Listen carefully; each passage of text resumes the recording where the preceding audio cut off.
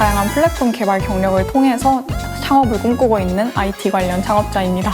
꼭 전통주로 창업을 해봐야겠다. 지금은 일단 가장 먼저 구상을 하는 게 유통 쪽인데 학교에서 창업 지원하는 프로그램에 돼가지고 한번 참여를 했었던 적이 있는데요. 창업에 필요한 다양한 IT 툴이라든지 지원 같은 거를 많이 받았던 경험이 있고요.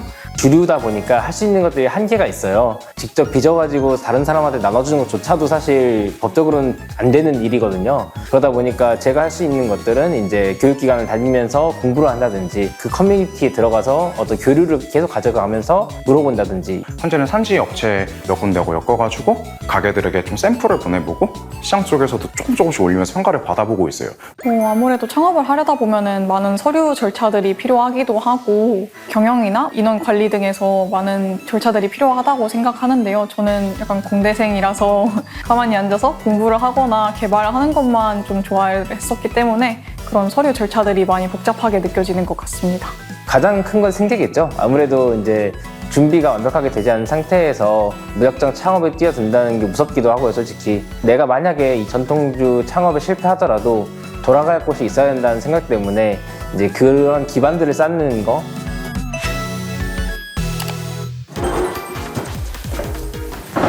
안녕하세요. 안녕하세요. 먼저 와 계셨군요.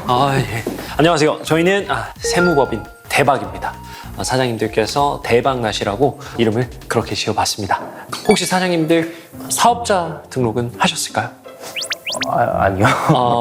아직 사업자 등록을 안 하셨군요. 그러면 혹시 면세 사업자로 들어가세요? 아니면 과세 사업자로 들어가세요?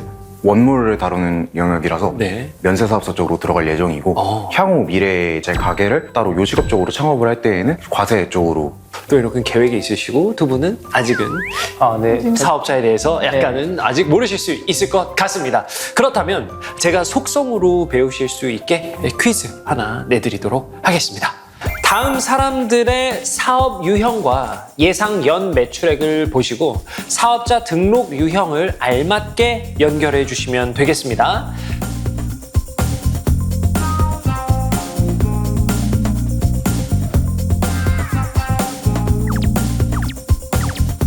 하나, 둘, 셋! 네! 1번은 C가 맞고요. 2번은 B가 맞고 3번은 A가 맞았습니다. 플리마켓과 같은 소규모 사업장이어도 반복적, 지속적으로 재화를 판매한다면 사업자 등록을 해야 합니다. 사업자 등록을 하지 않고 사업을 하면 가산세를 내야 할 수도 있습니다. 과세 사업자는 일반 과세자와 간이 과세자로 나뉘는데 간이 과세자는 일반 과세자에 비해 세율 적용 방식상 낮은 세율이 적용됩니다. 중고거래처럼 가끔 내 물건을 파는 건 반복적인 영리행위가 아니기 때문에 사업자 등록이 필요 없는 비사업자에 해당됩니다. 농축수산물 판매업이나 의료업처럼 공익적이거나 사람들의 기본 생계와 관련된 업종은 부가가치세가 면세되는 면세사업자로 등록할 수 있습니다. 나중에 창업을 하려면 이런 것들을 알아야 된다고 생각하니까 막막하면서도 잘 헤쳐나가야겠다고 생각이 들었습니다. 주세법에 대해서는 알고 있었는데 그 다른 사업을 하시는 분들이 어떤 과세, 어떤 면세 사업자인지를 알지를 못하더라고요. 회를 뜨거나 필렛 이런 영역까지는 비과세 영역으로 들어가고 아니면 아예 공장을 차려서 또 가공을 거치게 되면 또 과세 단계로 또 바뀌거든요. 그런 거를 좀 자연스럽게 좀 접하게 된 것 같아요.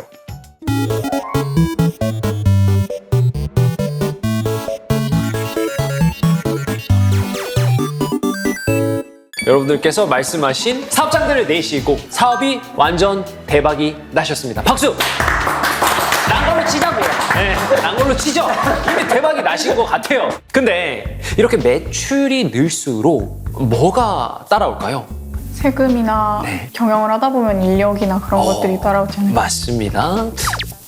미리 어떻게 제가 준비한 어떤 문제를 보고 오셨나라는 생각이 들 정도로 답변을 너무 잘해주셨는데요. 세금이 따라오게 됩니다. 이번 문제는 세금과 관련한 퀴즈를 드리도록 하겠습니다. 다음 중 합법적으로 세금을 공제받을 수 있는 방법으로 틀린 것을 모두 골라주세요.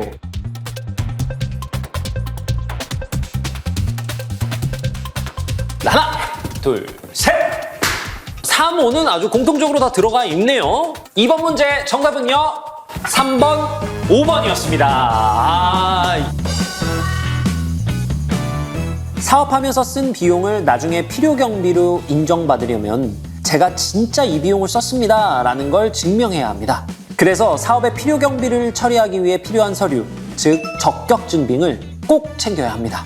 노란우산 공제는 직장인처럼 퇴직금이 따로 없는 자영업자나 개인 사업자가 목돈을 마련할 수 있게 하는 제도인데요. 납입 금액은 폐업, 퇴직 시 목돈처럼 돌려받을 수 있고 납입 중에는 소득공제 혜택도 받을 수 있습니다.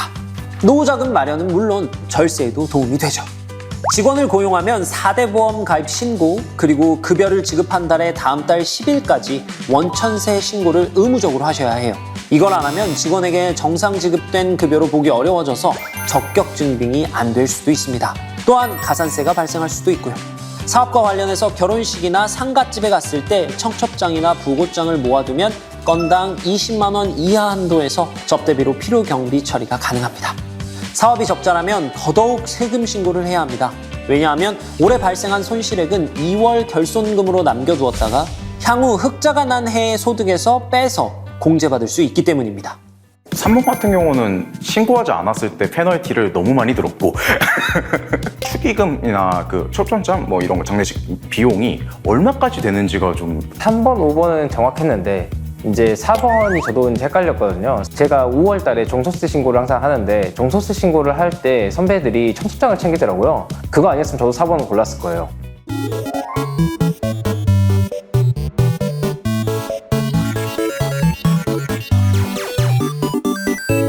사업이 번창하기 시작했고 매출이 늘어나시기 시작했고 세금도 성실 납부하고 계시는데 세무업을 하다 보면 정말 많은 사장님들이 저한테 그러시더라고요.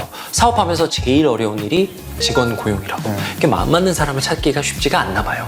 직원 고용은 누군가의 생계 또 권리와 직결되어 있는 일이어서 법적으로 지켜야 할 것들이 상당히 많습니다.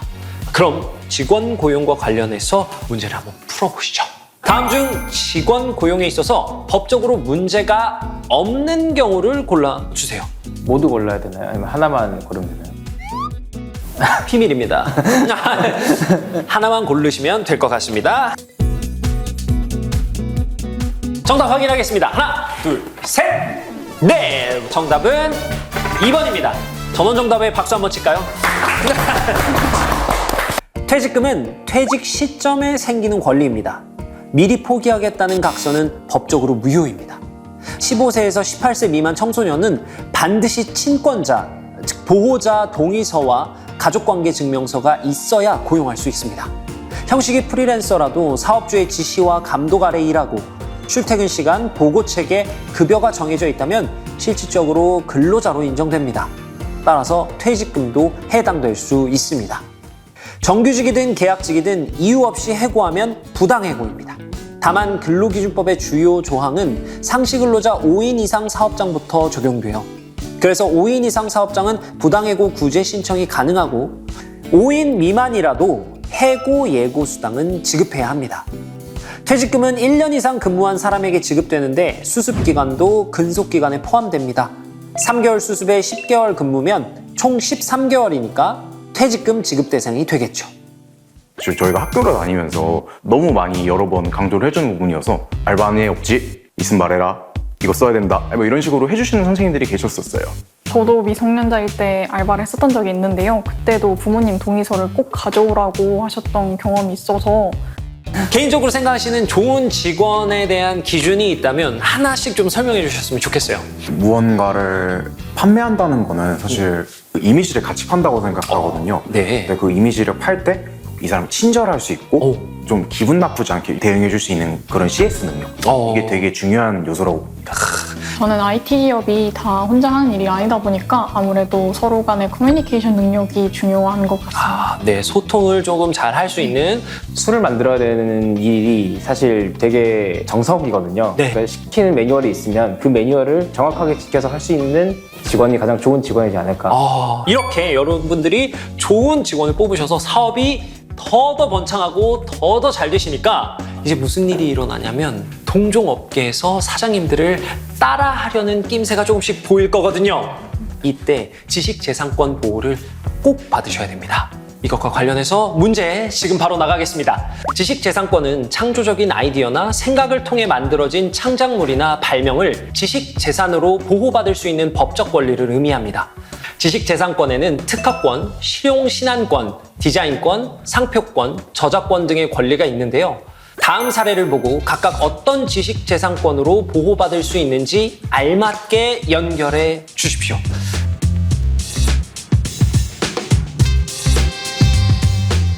자, 그러면 하나, 둘, 셋! 정답 공개하겠습니다. 문제가 혹시 유출됐나요? 그건 예, 알겠습니다. 예. 자, 특허권은 새로운 기술적 아이디어나 발명을 보호합니다. 예를 들어 난치병을 치료하는 신약의 제조 기술처럼 기존에 없던 기술적인 해결 방식은 특허로 등록을 해야 보호받을 수 있습니다. 디자인권은 물건의 외관, 형태, 색채 같은 시각적 창작성을 보호합니다. 청소기의 외관 형태나 손잡이 디자인이 여기에 해당됩니다. 상표권은 상품이나 서비스를 구별하는 표시를 보호합니다. 브랜드 로고, 이름, 슬로건 같은 상징 요소를 등록해 다른 사람이 함부로 사용할 수 없게 합니다. 마지막으로 저작권은 창작자의 개성과 표현이 담긴 영상, 음악, 글 등의 콘텐츠를 보호합니다. 저작권은 창작과 동시에 발생하지만 분쟁이 생겼을 때 권리를 효과적으로 주장하고 입증하기 위해서는 한국저작권위원회에 저작권을 등록하는 것이 훨씬 유리합니다. 네. AI 모델에서도 코드나 모델의 학습 가능성 등이 중요하게 여겨질 수 있기 때문에 특허권도 나중에 만약 된다면 등록하면 좋을 것 같네요. 직원도 고용하시고 지식재산권도 보호받으시고 이렇게 사업의 규모가 커져도 사장님들께서 또 늘 겪으시는 고충이 있습니다. 바로 현금이 좀 부족하다는 건데요. 인건비나 임대료 같은 돈은 매달 나가고 갑자기 급하게 돈 들어가야 할 곳들이 생길 텐데 여러분들께서 받으셔야 할 대금도 바로바로 들어오는 게 아니다 보니까 문제가 좀 생길 수 있습니다. 중소기업과 소상공인의 자금난을 방지하기 위해서 정부에서는 시중은행 대출보다 금리가 낮고 상환기간은 긴 정책자금 제도를 만들고 있는데요. 정책자금 제도와 관련해서 문제 드리도록 하겠습니다. 소상공인을 위한 정책자금의 종류와 해당 지원을 신청할 수 있는 경우를 알맞게 연결해 주세요.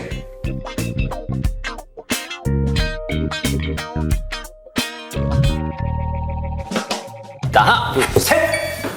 네! 5번 정답 발표하겠습니다. 다들 맞으셨나요? 네. 잠깐만, 근데 이거 문제 진짜 유출된 거 아니에요?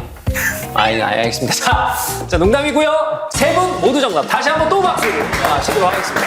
와, 대단합니다. 정책자금은 정부와 공공기관이 소상공인과 중소기업의 경영 안정을 돕기 위해 마련한 저금리 장기상환 자금 지원 제도입니다. 대표적으로 긴급경영 안정자금은 거래처 폐업이나 물가 상승 등으로 경영에 어려움을 겪는 소상공인까지 지원 대상이 확대되었습니다. 단 모든 기업이 다 받을 수 있는 건 아니고 정책 자금마다 지원 목적과 신청 요건이 조금씩 다르기 때문에 꼭 해당 기관의 세부 조건을 확인해야 합니다. 들어보진 않았는데 뭔가 예시랑 이름이 잘 매치되는 거를 찾아서 근데 이런 지원제도가 당연히 있겠구나. 내가 몰랐던 거구나. 그런 생각도 좀 들더라고요. 사업장을 창업하시고 정말 여러 가지 일들을 하셨는데요. 이 모든 것들 중에 여러분들께서 제일 잘하고 싶은 부분이 있을까요? 광대? 광대? 네, 약간 광대라고 생각해요. 좀 엉뚱한 답일 수도 있는데 네. 그게 되지 않으면 이제 팔리지 않는 시대가 와서 광대가 직접 되시겠다. 굉장히 심오한 답변인 것 같습니다. 저는 광고 홍보 전략이 중요하다고 생각해요. 네. 요즘 쇼폼 시대다 보니까 네. 다양한 플랫폼으로 홍보하려는 전략이 이어지고 있는 것 같아서 저는 당연히 이제 앞서 말씀해 주신 것들이 너무 중요한데 그게 이제 물건이나 어떤 제공하고자 하는 서비스가 좋지 않으면은 성립되지 않고 오래 갈 수 없다라는 생각 때문에 그걸 가장 잘 만드는 게 제일 중요하지 않나. 다들 너무너무 멋진 말씀 해주셔서 감사하고 이와 관련한 또 정부 지원 정책들이 대단히 많이 준비되어 있을 테니까 또 여러분들께서도 잘 이용하실 수 있으면 좋겠습니다. 문제 푸는 건 여기까지고요.